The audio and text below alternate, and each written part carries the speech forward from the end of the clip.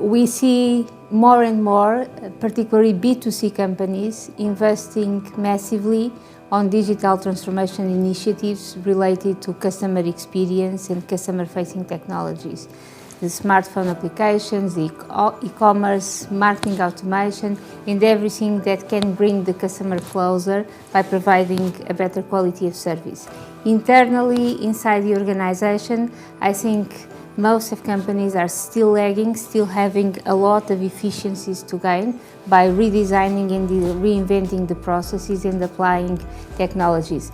But as that becomes increasingly important, because margins are compressing and there is an urgent need to reduce costs, we will be seeing also a big progress in this area.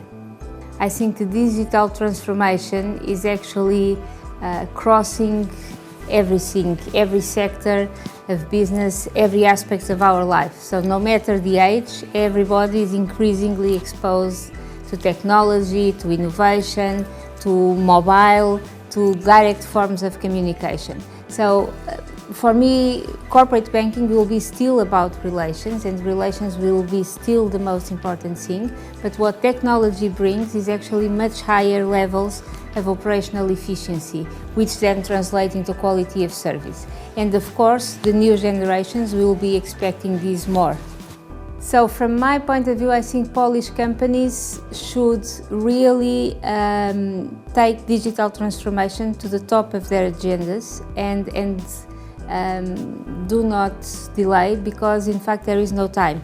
The example of platforms as a way to actually bring value to the existing pipeline business is a very important one. There will be intense competition and the need to be on the fast lane. Otherwise, you just get your position. Also, of course, for those that still did not make the necessary investments in terms of operational processes, they are already delayed and they should, of course, accelerate. So, well, first of all, I think the Polish banking system is one of the most innovative in the world.